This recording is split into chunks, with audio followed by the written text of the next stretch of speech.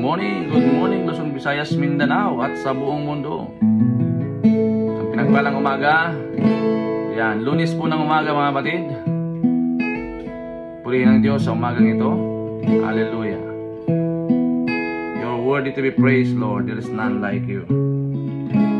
Good morning na sa ating pong mga kapatid na maagang nagising. Pagpalan tayo ng Panginoon sa araw na ito. Hallelujah. Bago tayo umpisa tayo pa umawit sa Panginoon mga kapatid. Hallelujah. Tunay nga, Lord, He is holy. Holy, holy, the Lord God Almighty.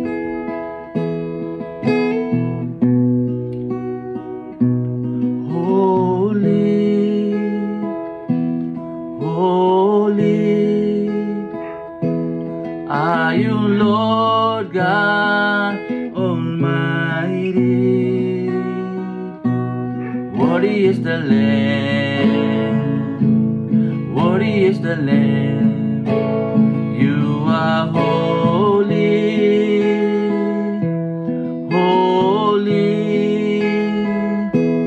are you, Lord God Almighty. Worthy is the Lamb, worthy is the Lamb.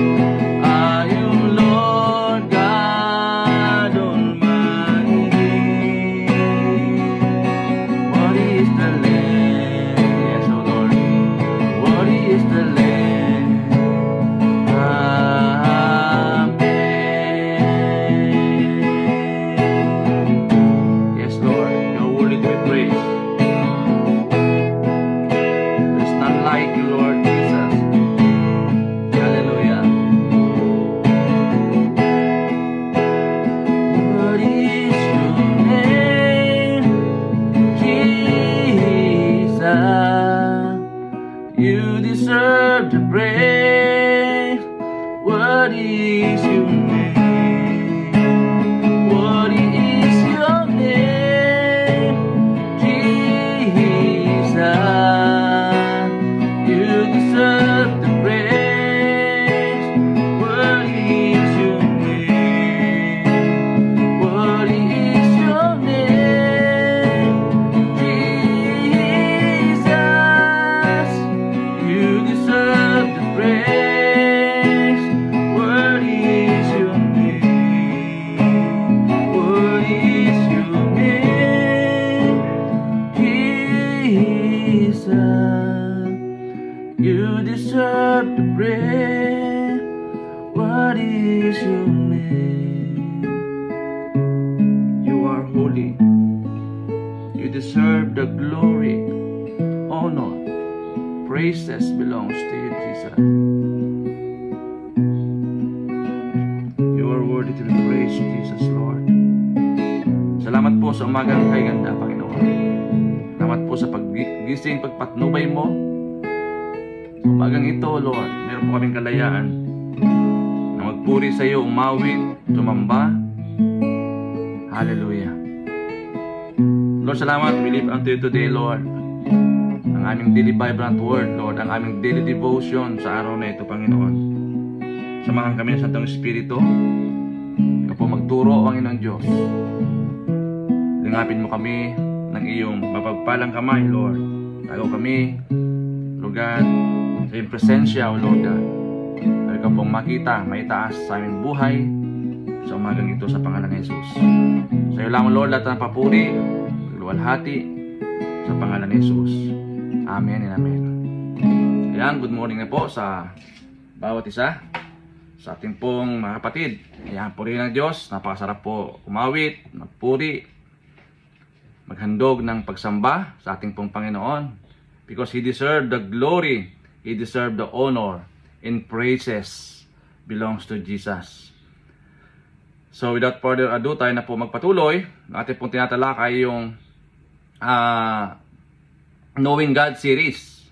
Tinalakay na po natin nung last week yung omniscience. Ngayon naman po yung omnipotent. No? Pag sinabi pong omnipotent, ay God is powerful. Sabi po ng Mark chapter 4 verse 39, and he awoke and rebuked the wind and said to the sea, Peace, be still.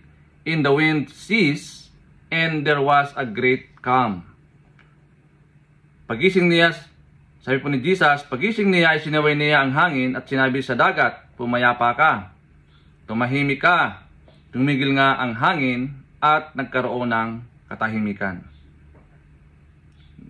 Pag sinabi pong omnipotent or omni means from the Latin word all, and also pag sinabing potent means unlimited power and able to do anything.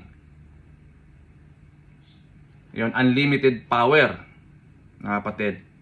All powerful, almighty, supreme, preeminent. Yan po ang kahulugan ng omnipotent. Kaya pag sinabi pong potent, from the Latin word potentum, means powerful or having tremendous strength. Yan po yung katangian ng ating pong Panginoon. Powerful and having a tremendous strength. Gaya po ng ating binasang text na pinakalma niya ang hangin at nagkaroon ng katahimikan. O pinakalma niya ang dagat at nagkaroon ng katahimikan. So very profound yung katangian ng Panginoon bilang isang all-powerful, almighty, supreme. Pag sinabi pong supreme, wala na pong hihigit pa. No? Preeminent. So ano po ang puntos natin sa umagang ito, mga kapatid? Number 1, Jesus had a perfect sleep. He has a perfect power. Na kahit na si Jesus natutulog doon sa bangka, no? Together with the disciples, kahit siya nakahiga, nakatulog doon, meron siyang perfect power, no? To calm the storm. Hindi tulad po ng tao, na pag ang tao tulog, no? Walang pakialam yan. Mahalaga, makatulog siya. Pero si Jesus, no? Dot siya po ay tulog, meron po siyang omnipotent power. Mga kapatid. Kaya nga, kung paano niya pinakalma yung dagat, ganun po ka-powerful ang ating pong Panginoon. He is imminent, preeminent, supreme, almighty. Yun po, mga kapatid. And number 2, Jesus only needed to speak to calm the storm. Kaya nga, hindi po pwede na naririto lang sa ating kaisipan, kailangan natin ibuka ang ating pong mga bibig. Tayo po yung magsalita. Gaya po ng ating pong Panginoon. Even sa creation, pag sinabi niya magkaroon ng liwanag, nagkaroon ng liwanag. Sa pamamagitan ng kanya pong pagsasalita. Kinapakalaga po yung salita ng mga kapatid. Yung binibitawan nating salita, napakapangyarihan yan. Di ba? At yung authority, yung pagiging supreme ng ating pong Panginoong Hesus, pinakita niya na He's above everything. No? Kaya wala sa kanyang makakatulad, mga kapatid, no? At marami pong mga tao na gustong tumulad sa Panginoon, gustong higitan ng Panginoon, at hindi po sila nagtatagumpay. Hindi po sila magtatagumpay. Tulad po ni Satanas, no? Hindi po nagtagumpay si Satanas. At anong nangyayari sa kanya? Only Jesus have the capacity, have the authority, a supreme authority to calm the storm. No? Kahit na po siya ay natutulog. Number 3, the disciple had all the reason to be fearless. Minsan kasi nakakalimutan natin, nakasama natin sa bangka ang hari ng mga hari at Diyos ng mga Diyos. Nakalimutan ng mga disipulo na si Jesus ay kasama nila. Doon natutulog siya roon, pero gaya nga po ng ating sinabi, na kahit siya natutulog, yung kanyang perfect power, yung kanyang supreme authority, yung kanyang pagiging powerful, omnipotent, ay nangyayari, no? Mga kapatid. Kaya dapat kapag kasama natin ang Panginoon, walang puwang yung pag-aalala, walang puwang yung takot. Why? Because kasama natin ang Diyos eh. Kasama natin si Jesus. No? Siya ang magtatanggol sa atin. Mga kapatid, all I have to do is to obey Him. Kaya naman tayo natatakot, mga kapatid, kasi hindi tayo tumatalima sa Kanya.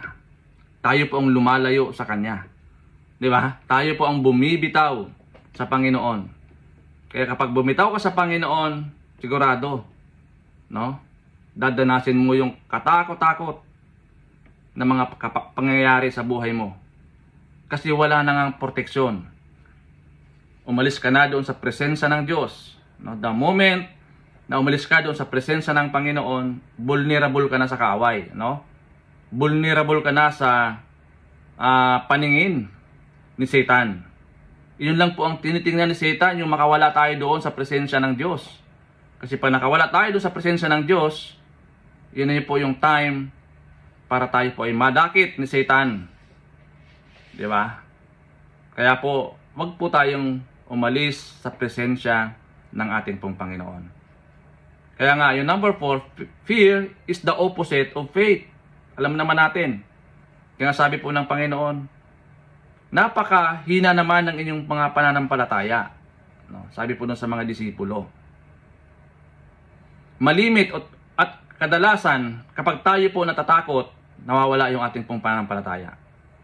Sasubside, natatalo, no? ng ating emosyon. Dahil sa takot, mga kapatid, hindi na natin naisipan yung karapat-dapat, yung tamang pag-iisip. No? Na dahil nadala tayo doon sa takot eh.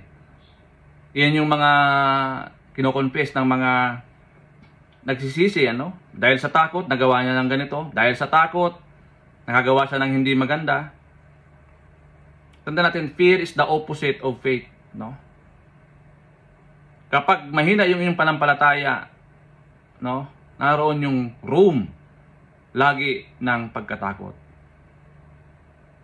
Iba naman yung yung fear of the Lord, iba naman po 'yon, mga kapatid. So, ano po ang ating dapat gawin, no? Bilang application, mga kapatid. Number 1, show your faith by being fearless. Kailangan, gaya po ng ating sinabi, na alam mo at alam natin na si Jesus kasama mo along the way, kasama natin, no? Sa ating pong buhay, dapat yung kumpiyansa natin, mga kapatid, ay 100%. Kasi nga, kasama mo ang Panginoon eh. Diba? Hindi kanya iiwan, hindi kanya papabayaan. Kaya nga Savior siya eh. Ang kailangan lang natin, ipakita natin yung ating pananampalataya para madaig itong takot, mga kapatid. Kaya nga, kapag mababa ang iyong pananampalataya, yun, mag-take over yung takot. Diba? Kaya nga, pag nawala yung worry natin, sabi nga po dito, when worry ends, faith begins. No, kapag yung worry, in yung fear, nag-subside yan, umuusbong ang pananampalataya. Kapatid. Dapat lamang or mataas ang ating pong pananampalataya, mga kapatid. And number 2, believe that is in control. Believe that God is in control. Diba? Si Lord ang may control ng lahat ng bagay. Siya po ang may alam. Kaya nga omnipotent, all-powerful. Diba? Almighty, preeminent, supreme ang katawagan po sa Kanya, mga kapatid. Kasi nga, He is in control of everything. Kaya, gagawin po lang natin, mga kapatid, is to trust God even when the boat is sink. Sa tingin ba natin na pababayaan tayo ng Panginoon, titingnan tayo ng Panginoon na wala siyang gagawin at nakikita niya tayo napapahamak? Of course not, mga kapatid. Titingnan lang ng Panginoon yung ating pong panampalataya. Oo. Kaya ganoon ang ginawa niya doon sa mga disipulo. Napaka-liit naman ng inyong pananampalataya. Diba? Dahil nga sa takot. Diba, mga kapatid? Dahil sa takot. Ang kailangan lang natin kasi talagang magtiwala sa Panginoon. Buong pagtitiwala sa Panginoon. No? Kapag ibinigay mo na sa Panginoon, Lord, take over. Ikaw na po ang bahala, Panginoon. Let your will be done. Pinagkakatiwala ko na sa iyo, Panginoon, ang aking buhay, aking plano, aking ginagawa. No, lahat na, ibinibigay ko na sa iyo. Pag pinagkaloob mo na sa Panginoon, huwag mo nang bawiin. Minsan kasi ang tao, no, laban bawi, no? Lord, ibibigay ko muna sa iyo, pero mamaya kukunin ko na ulit, no? Ipinagkatiwala mo na sa Panginoon yung mga worries, yung alalahanin, fear, ibigay mo sa Kanya. Ibigay mo sa Kanya ng buong buo. Minsan kasi pinagkatiwala natin sa Panginoon, maya-maya nag-worry na naman tayo. Diba? Inakalimutan natin na ibigay na pala natin sa Panginoon lahat ng bagay. Pinagkatiwala natin sa Panginoon, nagtiwala lang tayo sa Panginoon. Trust God even when the boat is sinking. At hindi naman niya pahihintulutin yun eh. Diba? Mga kapatid. Meron siyang gagawin at gagawin na himala. Kasi He is all powerful. He is supreme. Mga kapatid. And number 4, be still in the arms of the omnipotent God. Kailangan manatili ka doon sa presensya ng Diyos. Okay, huwag ka nang magduda, no, sa kabutihan ng Diyos sa iyo. Mga kapatid, walang bagay na ibibigay ang Panginoon na ipapahamak natin. Mga kapatid, alam naman niya yung sitwasyon. Kontrolado niya ang sitwasyon. Lahat ng bagay alam niya. Walang may tatago sa Kanya. Omniscient, di ba? At lalo na, siya po ay supreme. Mga kapatid, He is almighty. Kaya sa binasa natin, di ba? Yung text po natin sa Mark chapter 4 verse 39, even the wind ceased, and there was a great calm. Di ba? Kasi nga, siya po ang may full authority. Opo, mga kapatid. Siya po yung may full authority. Di ba? Pag ang presidente dito sa mundo, di ba? Ang presidente sa yung tawag niyan, sa yung pinaka-supreme authority, no? Mahalaga yung kanyang decision making, mga kapatid. Sa yung commander-in-chief, di ba? Mga kapatid. Sa po yun. Dahil sa po yung itinalaga na presidente dito sa bansa natin. So ang Panginoon above, no? Sa lahat ng mga tao. Kaya napakahalaga na malaman natin or maintindihan natin ano ba yung